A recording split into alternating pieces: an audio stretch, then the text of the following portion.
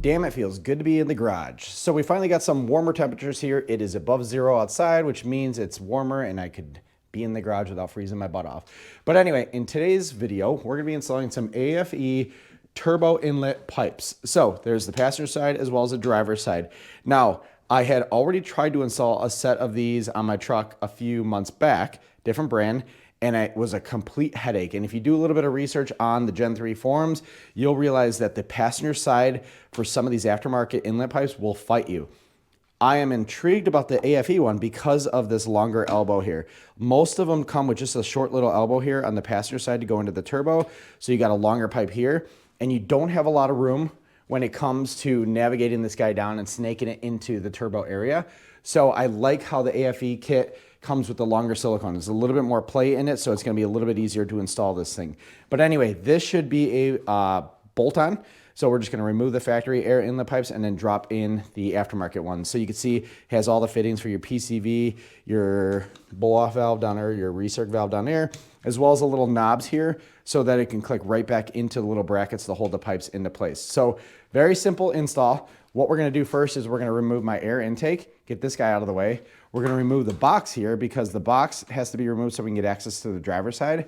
And then before we do the driver's side inlet pipe, we're actually gonna start on the passenger side. The passenger side is gonna fight us a little bit more. Driver's side is very easy, but the driver's side is just a bit bigger of a pipe, and it's just a little bit more work to it, but super simple. So anyway, first thing we're gonna do, let's go ahead and remove our cold air intake here. Again, this is a CVF one. It looks very similar to the aFe ones as well, but if you have your factory one, it's gonna be super simple. Just undo that one hose clamp right here, and then the whole kit should just pop out once you undo these little clamps here. All right, so while I'm removing the air intake, one thing you wanna take note of is your air temperature sensor, your inlet air temperature sensor. Make sure you undo this little clip here before you go to pull your intake out. That way you're not pulling on any cords. It can be hidden, especially if you have the factory one.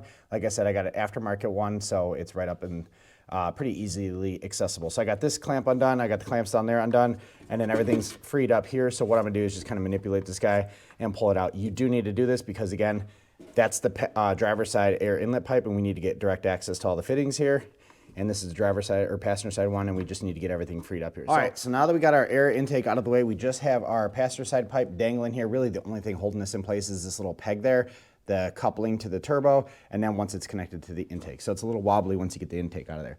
So one thing you'll notice right away is this is all one piece going down into the turbo, and then there's a rubber or silicone, I think it's rubber elbow connecting this pipe to the turbo itself. And the way you access there's a pipe clamp on the turbo is we're gonna get down through the wheel well. So let me get down and kind of figure out the best way to get access to it.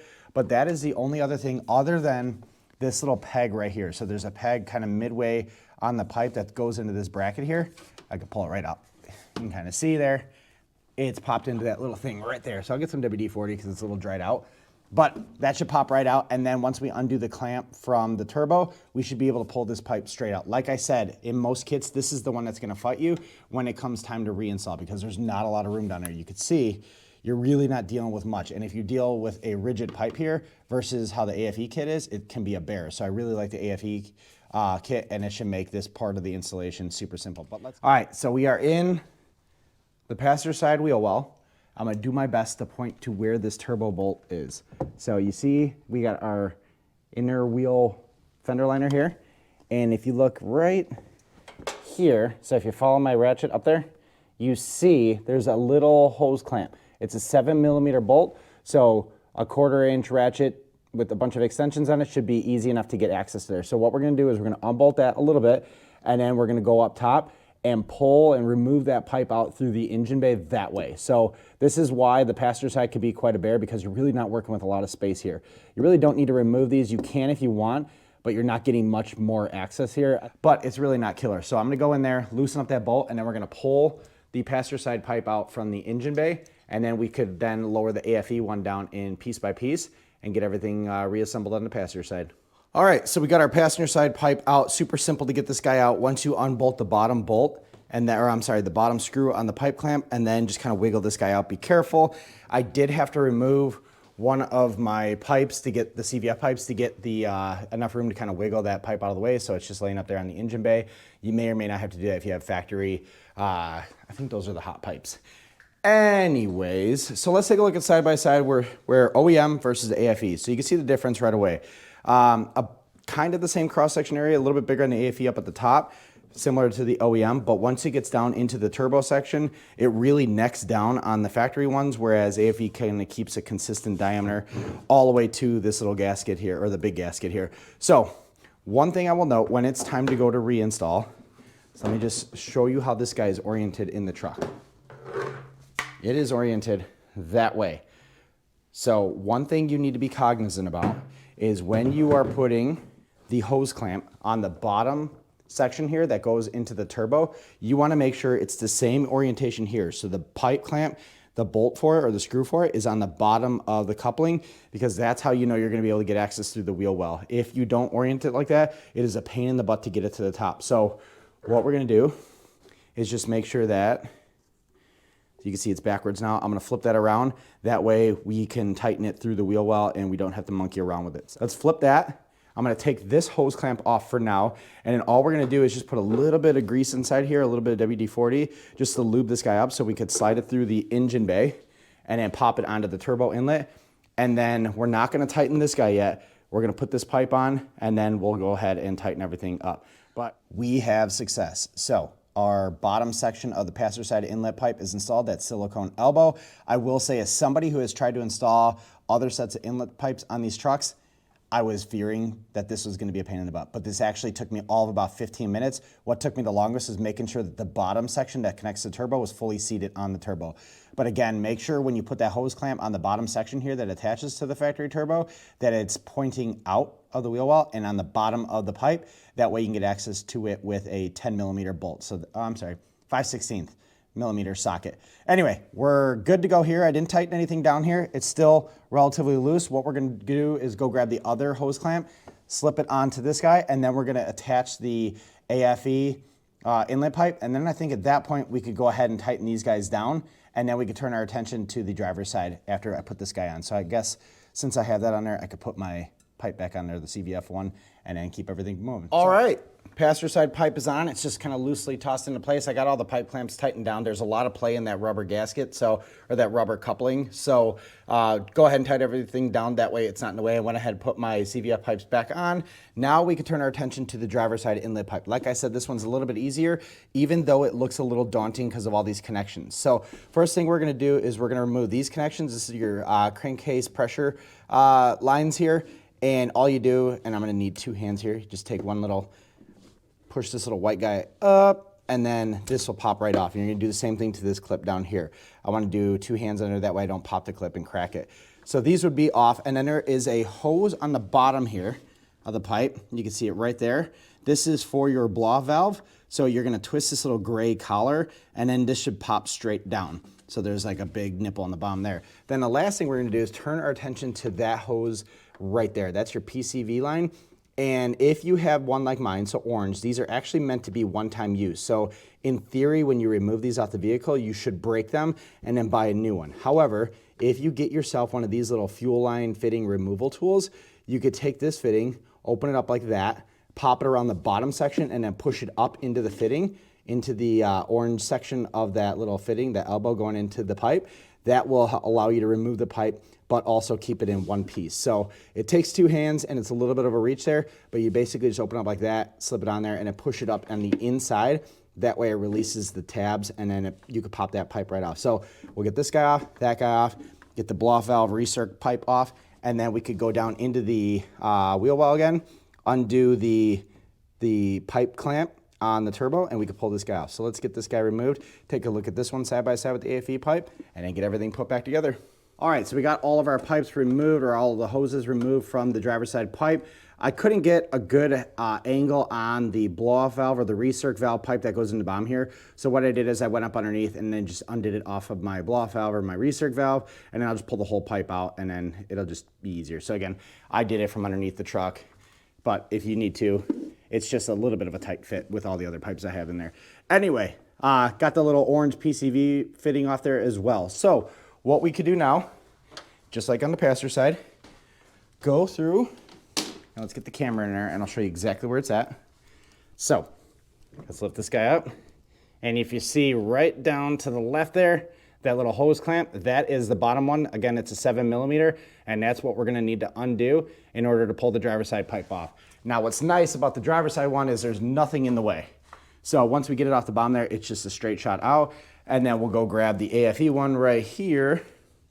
And I believe we could basically put this in as one full assembly because it'll be easier to get the bottom section on. But let's get the factory one out first, and then we'll deal with that one in a bit. All right, so here is the driver's side next to the factory pipe. You could see, again, maintains a ton of diameter in the top portion, but also maintains that about as close to the turbo inlet as it can until it gets the little coupling here. You can see it definitely necks down here. It's probably, I don't know, twice as large on the aFe one. So one thing to note, if you have an aftermarket intake and have ever installed one of these little tube inserts, so this is to get rid of that check engine light you might get from some aftermarket intakes, you do not take this and put it on here. It will not fit. You don't need it. So anyway, what we're gonna do now is, I think what I'm gonna do is just try to match this up to the factory one so that this angle matches that one. I gotta turn it just a smidge. Then I'm gonna tighten this guy down, and I'm gonna install this as one big piece because it's a lot easier, since this guy is so short, it's a lot easier to push this onto the turbo housing with this pipe clamp already installed here. And again, same thing like the passenger side, because that bolt is accessible on the bottom section of the pipe through the wheel well, make sure that you have this oriented properly. Again, this is something that a lot of instructions miss, but it's a pain in the ass getting this thing installed and getting it lined up, and then all of a sudden realizing that you can't get access to the pipe clamp. So again, make sure that maybe even cockeyed a little bit up. That way when you tighten it and it pulls it back in, it'll be at bottom dead center here. So anyway, let's get this guy tightened up just a little bit so it doesn't slip off. Get this guy thrown in, and then all of the pipes that were attached to the factory pipe here should attach right here. So you got our ventilation or our pressure lines here. We got our PCV line here. We got our little peg for mounting it to that little bracket. And then the bottom here, this is where a recirc valve goes in and connects. So let's get this guy thrown in there. Again, we're gonna do this as one piece, not two pieces. All right, so our driver's side inlet pipe is fully installed. Let's get some more light on there. So the way I would recommend doing this is, once you get all of the factory pipe out and disconnected from everything, go ahead and slide the driver's side pipe in as one full assembly. So go ahead and take the rubber clamp, attach it, tighten it down. Like I said, I just basically matched it up to the same angles as the factory one, and everything worked out perfectly. So then you slide that in, make sure you can get it down on the turbo, and you can see the turbo from up here. Make sure you get it fully seated down there. Then you could go ahead and tighten the turbo inlet just to keep it in place. Don't fully tighten it yet, just enough to hold it onto the turbo. And then what I would do is I would start with these tubes first. Then I would go ahead and do your blow-off valve one on the bottom here, and then I would do that one last. That way, if you need to remove it, then you don't need to fight with that green tool again. So everything's in. Make sure when you put these guys on, you hear it click.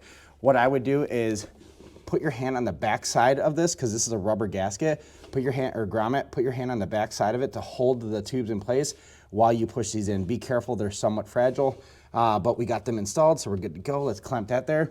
Now all we need to do is just go ahead and install my intake, and then we are good to go to fire up the engine. So make sure all your hose clamps are tightened down. If you didn't tighten down everything on the passenger side, now's a good time to do it. And then we're gonna go ahead and throw that intake back on, fire everything up, and see what sort of performance we get out of this. Again, from a flow or a fluid dynamic standpoint, these are larger pipes and there's less kinks and the turns are much smoother. So what this should do is give us more air, and then it should give us a much more laminar flow instead of turbulent. That way you're giving a nice, the turbos are breathing much easier. So this is one of those modifications I would do on top of other things. I wouldn't do this solely on its own. Again, I got hot, cold pipes, intake. Maybe we adjust the turbos later on, but I'm running a tune and everything, so this is all gonna compound and give us the full benefits here. But all right, everything is situated. I think with projects like this where there's a ton of pipe clamps, one of the biggest things that takes me a long time is making sure all the pipe clamps are aimed properly. It drives me nuts when they're all aimed all over the place, and just basically making sure that the seams are as even as I can get them. Anyway, everything is fully installed. It is not moving, it's not going anywhere. I double checked all my hose clamps on the new pieces, tightened up everything on the air intake. I had to make a few adjustments just to account for the larger pipes, kind of reorganizing certain things, but everything is good to go. Last thing, because we had to remove our air intake, do not forget to plug in your air intake temperature sensor there. So that's installed. Make sure it clicks once you slide that in, but we are good to go. So let's get the hood closed, fire up the engine, let it sit for a little while so it gets kind of acclimated to the new pipes here, and then we will get rock and rolling and give it kind of some road tests. All right, so just got back from the test drive and everything is working A-okay. One thing I will say is when you're doing engine modifications like this, what I would suggest you do is you turn your truck on, let it sit for a little while, let the car come down, because usually when you start a truck, it's going to start with a high idle and then it'll go down low. Once it goes low, then you can take it for your test drive, bring it back, shut the truck off, and then turn it back on. Turn it back on and watch the computer. If the computer is going to see anything funky, it's that second, third, fourth time that you turn it on. It's not going to be the first time unless you have a sensor that's not plugged in. That's really been my experience. But anyway, no check engine lights. We're good to go. I was not expecting anything. I did not expect anything here, and we are good to go on our dash. But again, the installation was super simple. Kudos to the aFe power team. It's not every day that I could look at a project, and a failed project to be exact, and compare it to a project with a different brand and say just how much better engineered the different brand was compared to the one that I was originally installing. Not going to throw anyone under the bus, but again, the aFe power ones, clearly they did their homework. Everything fit perfectly. That passenger side is a bear with most other inlet pipes, but it was super simple with the aFe power ones. But anyway, performance-wise, I think I feel a little bit of a difference, but again, this is one of those compound projects. It's one of those things that you're gonna do on top of other modifications so that you get the best bang for your buck out of everything. So if you're going the full build route, this is one of those parts that you add to everything. And maybe one day down the road, we do new turbos, but the tune, the hot and cold pipes, the inlet pipes, intake, have been a lot of fun. And actually, we're gonna be replacing this intercooler here soon with a high mount intercooler because I got a new bumper coming here in spring. But anyway, that is how you install the aFe inlet pipes. I appreciate you all watching this one. If you have any questions, leave them down below in the comments. I'm gonna leave a link to that little green tool down in the description. It'll probably be an affiliate link to Amazon. So it helps me keep this channel going. I will leave a link to the pipes that I installed here. Again, any questions, leave them down below or hit me up on Instagram. Last thing I will do is I'm gonna shout out the Ford Raptor Nation folks. So if you've been following me on Instagram or if you're a friend of mine on Facebook, you know that I am one of the mods in the Ford Raptor Nation group. This is a new group that we are building. We're 21,000 members strong right now. And really what we're trying to do is cultivate an awesome open environment for enthusiasts of the Raptor brand or the Raptor platforms where they could share their builds, ask questions. So we're not just the F-150s, we're Broncos, and we're also the Rangers as well. Tons of really cool projects, tons of great conversation going on there, but I will leave a link to that Facebook group down below so you can join that one. It is public right now if you got any questions about it, or if you want to become a vendor, by all means hit me up.